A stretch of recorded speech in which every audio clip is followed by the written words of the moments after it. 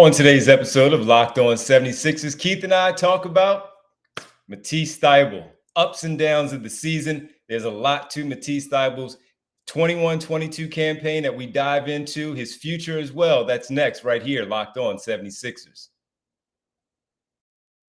You are Locked On 76ers, your daily Philadelphia 76ers podcast. Part of the Locked On Podcast Network, your team every day.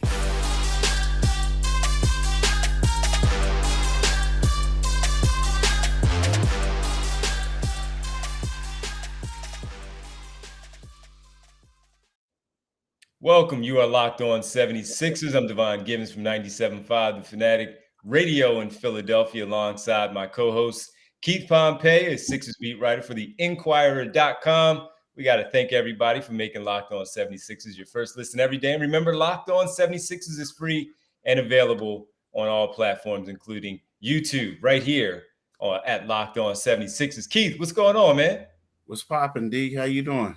Oh, man, not much, man. Just a quiet spring as we close out the spring day, as we get ready for game number 3 in the NBA Finals. The Golden State Warriors in Boston tonight to take on that Celtic squad. It's even up in 1-1, and hopefully, again, I'm not hiding it. Hopefully Golden State takes this 2-1 lead. That's where I am. I hear you. It's funny you said the spring. I'm thinking, dude, it was like 98 degrees last week. But we're still not in summer yet. It's like it's just so winter, summer. Yeah, still not in summer yet. But no, man, everything is good. I'm sitting here, and as we record this, trying to monitor and see if I get win these this raffle for this pair of sneakers. How about that? Real live stuff, people. Real live stuff. You doing a raffle for a pair of sneaks? Yeah. Okay. Yeah, doing a raffle right now. So I've been keeping an eye on it, seeing exactly where it is, seeing if I with the draw, as you know that they have. It's crazy, man. I've done shows on this already, with the sneaker business has just changed the way that it has. I'm a big sneaker nut, I love sneakers, and I see you do too. I know the stuff that you have, and I'm like, man, I used to just love going down the way and just picking up the sneakers when they came out. Now you got to go through all this stuff just to get a pair of sneakers. So, yeah. So I will be monitoring that while we do this. Right, real life stuff, people. Before we get started, so like, what kind of sneakers are you trying to get? It was the Adidas, the Yeezy slides that they have, the foam runners. Yeah. Okay. So just looking to see if the draw works for these particular ones. Yeah, I tried a little bit earlier, and I'm trying again on another site to see if they actually come through. But we'll see. We'll find out. See how my luck is. Mm-hmm. Good luck, bro. I appreciate it. Well, hey, man, what we needed, and as far as the 76ers go, Matisse Thybulle, not necessarily luck. I guess in terms of his offensive game, we can maybe talk about that. But Keith, he was named second team All-NBA defense for the second consecutive year. Once again, a tremendous feat.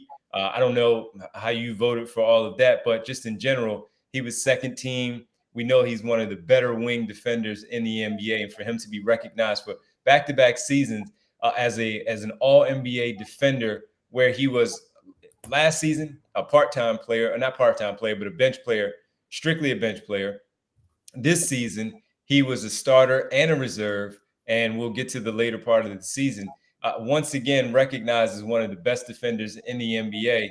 We know his worth there. The other part, we'll get to the offensive side of it where he struggles. But for him, once again, he's recognized as that All-NBA defender. But Keith, even with that, I got to be honest, I didn't think he was as good as he was a season ago.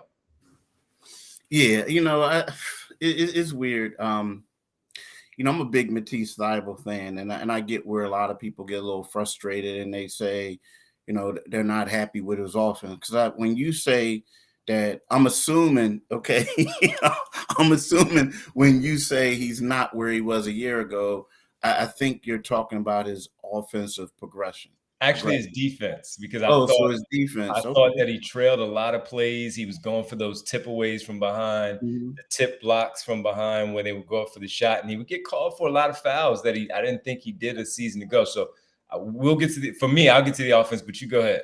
Yeah. So, I mean, the thing with me is I feel like, Matisse is the type of guy that, I get it. He was a 4-year guy in college. So you look at his growth and you say to yourself, well, he's not like a 19-year-old where you think he's going to mature over the next couple of years. He's a little bit older. But he's the type of guy that I'm not willing or ready to give up on. Now, that's me personally. I expect the 76ers to shop the heck out of him and do whatever they can, right? Even after they said they were going to keep him. But the fact that he played in the Olympics the year before that, he really, it was the COVID thing, so no one was working out. Here are 2 off seasons where, to me, in my opinion, he didn't really have time to work on his game the way that people had in the past. And I'm looking at him and I know that he took a step back, as far as like defensively a little bit. Offensively, he's not as confident as you would like or as consistent as you would like. But when you look at a team that only has one solid perimeter defender in him, um, I'm not ready to give up on that guy just yet. I feel like, he's a dude that he could go elsewhere. People say, hey, I'm tired of him. He could go elsewhere. And then all of a sudden we have an Al Horford situation all over again where people were saying, hey, man, they should have kept Matisse. I mean, as much as we love Jimmy Butler, it was the same thing. There was times where Jimmy Butler struggled, and when he left, why did we get rid of him? So I'm just saying that I get it. He's still on his rookie deal. He's still on his rookie deal. I think that I would bring him back and see what he can do. I mean, honestly, see what he can do. Now, again, I get it. Some people might say his defense is a little overrated. He can't knock down a shot. He could be an offensive liability.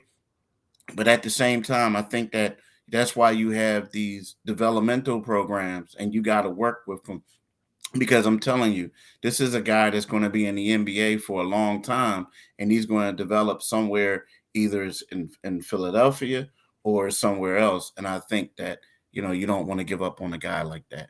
Okay, well, I'll give my thoughts on the other side, Keith, because I do have my opinions on that, on his defense, his offensive lack of offensive progression, if you will. And we definitely have to talk about the playoff series against the Toronto Raptors, where he was only available for home games. That plays a part in a lot of things there, too. We'll get into that next right here on Locked On 76ers. First, I got to tell you about a fantastic new thing we have going on here. Sakara, if you're looking to increase how you eat, and again, much, much better, how you feel, and you want to feel great with the summer approaching us here, feeling your best starts with what you eat. Sakara helps you live a healthy, balanced lifestyle and truly enjoy it with delicious, plant-rich, transformational nutrition that builds a foundation for living in your best body. So now is the time to seek wellness, joy, and abundance in all areas of your life, starting with what you eat. With Sakara, you get nutrient-dense meals, snacks, and supplements that nourish your body without ever sacrificing taste or quality. If you're looking and feeling your best, it shouldn't mean deprivation. Instead, choose joy and abundance. Sakara organic, plant-rich, transformational nutrition programs are designed, again, to help you cultivate body intelligence so you can nourish your body and experience the results that you want. I know I want to eat right for the summer. Make sure when we go traveling, we go to the beach, you look right, but you most importantly feel right. And Sakara is a wellness company anchored in food as medicine, on a mission to nourish your body through the power of plants. Plant-rich ingredients, again, helping boost your energy, support your digestion, curb your sugar cravings. I have a problem with that. This is helping and get your skin glowing. And right now, Sakara is offering our listeners 20% off their first order when they go to sakara.com/lockedon20 or enter code lockedon20 at checkout. That's Sakara, SAKARA.com/lockedon20 to get 20% off your first order. Sakara.com/lockedon20. Thank you. Do it today, people. Do it today, people. Do it today. You got to make sure your body is right. Do it today. And thank you for making Locked On 76ers your first listen. For your next listen, check out the Locked On Now podcast for nightly recaps of every NBA game with analysis, from our local experts. It's free and available wherever you get your podcasts. All right, Keith, here are my thoughts. As you say all those things, and you're not wrong about what you say about him and as a player. What is he, 25 years of age now? That's about the right age where your development as a player and some of your weaknesses starts to really come into form. And for Matisse Thybulle, we know defensively, I don't think he's overrated. I just think he didn't have as good of a season. And that just goes to show how good he was when he was first named a year ago to that second team All-NBA as a reserve. I still think that's there. All of that is real.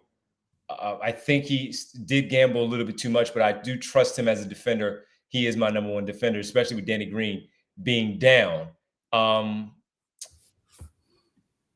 As far as his offense goes, I've seen things.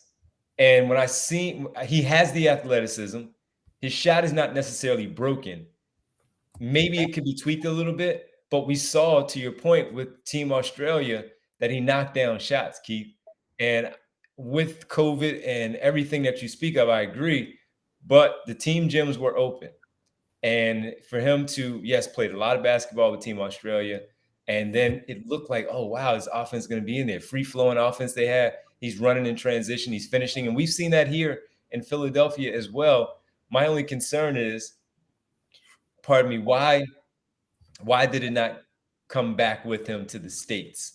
Why wasn't it more consistent? Why did he shoot, that tough shooting percentage from 3-point range like he did this season? I'm not expecting him to be a 15-point per game scorer, but I would like him to be a 10 to 12-point per game scorer because of his athleticism and his ability to finish in transition. And from time to time, like we've seen for many years, Keith, Tony Allen, Bruce Bowen, all these guys that we see making a living in this league of knocking down tremendous defenders, knocking down corner three-pointers, or feeling confident enough to put the basketball on the floor, 1-2 dribbles, get to the basket, athleticism, explode to the rim and finish. I think I see that from time to time, and I'm like, where is it? I want more of that.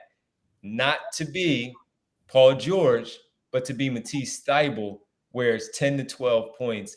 And I feel good when the ball finds him in the right or left corner, wide open, and he's not thinking about it. Because I did feel like he was hesitant a lot of times. He thought about it too much.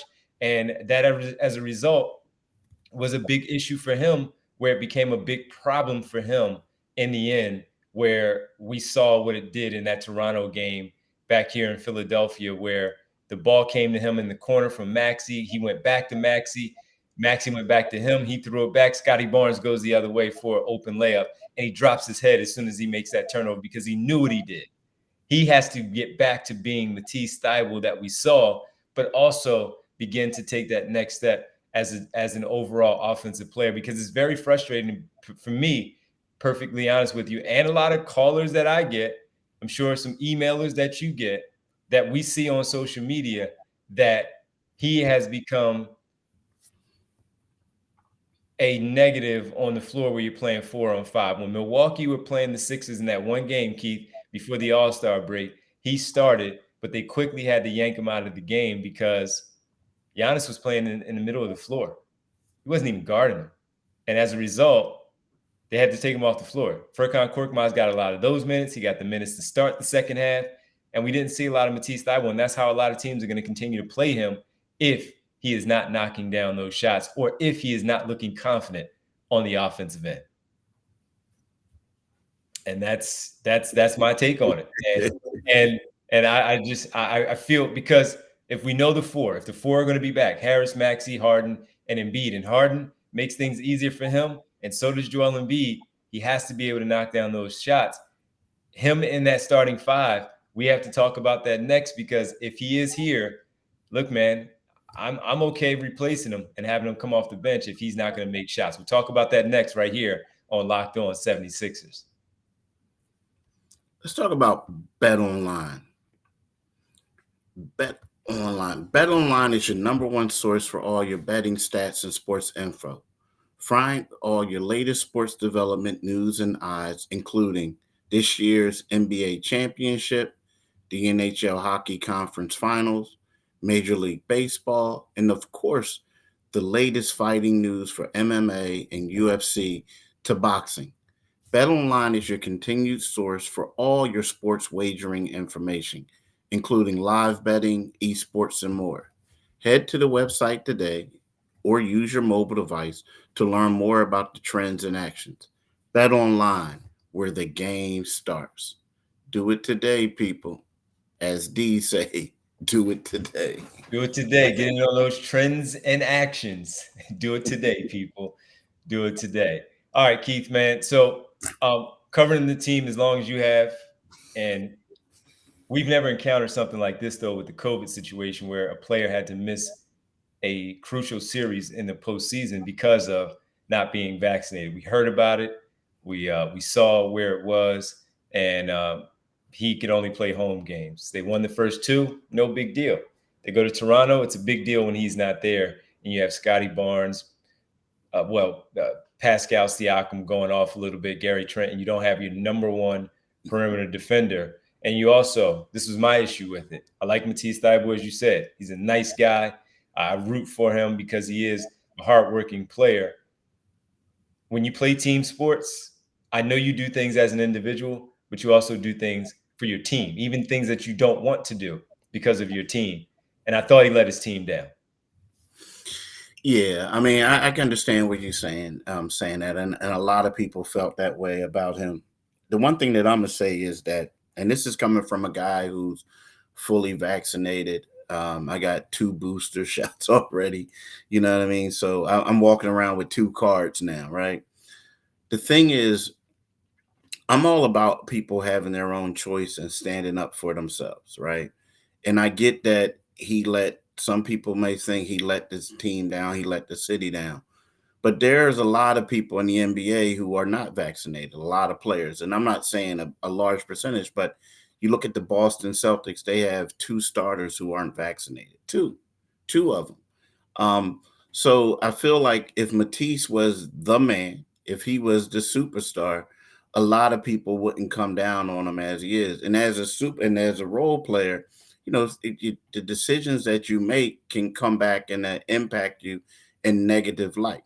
Now, the one thing that I will say about him is that, again, you have your right to do what you want. Unfortunately, he's going to be judged by this. I support him. And again, I support him because that was his decision and that's what he believed in. Just like I support you for saying you're going to get vaccinated. I'm vaccinated. Now, the one thing that I will say is that whole situation, I think, did change him a little bit. And I think is because of the blowback that happened, the fact that he wasn't around his team. As you can recall, before that whole situation went down, Matisse was playing well on both sides of the ball. They were getting the ball in space. He would get lobs. He was doing other things. Now his shot wasn't quite there. I mean, like I know he was struggling a little bit, but then we talking about when James Harden was inserted in the starting lineup, we saw him doing things offensively that he wasn't doing before. Sure. The problem was though, after that situation, his role changed on the team. The team looked more to Danny Green and looked at him to come off the bench. And then it just appeared as if that he lost some of his confidence again and the fans came down on him. So to me right now, when you look at a guy like Matisse Thybulle, again, I'm not willing to give up on him. But if he's going to come back this year, if the Sixers can't trade him, you hear that? If they can't trade him, I believe that he has to come off the bench initially, and he has to prove to himself that he can be that offensive guy. You know what I mean? He has to do that. But right now, when we're talking about perimeter defenders, and he's the only one they have on this roster, unless they can go out there and draft someone or hurry up and trade and get someone better than him. I don't see how you can just let this guy walk because you're going to be at a huge disadvantage in that area. Well, this is coming from someone who thought that he should start last year, not this past 21-22, 2021 over Danny Green. I thought he should have started then. And that's what training camp is for. And I think he'll come in and work and try to work his way in there. And we have no idea what the draft is going to look like. We have no idea what free agency is going to look like, or even some trades to find out who will be on this team and who will not, to see if Thybulle is still here.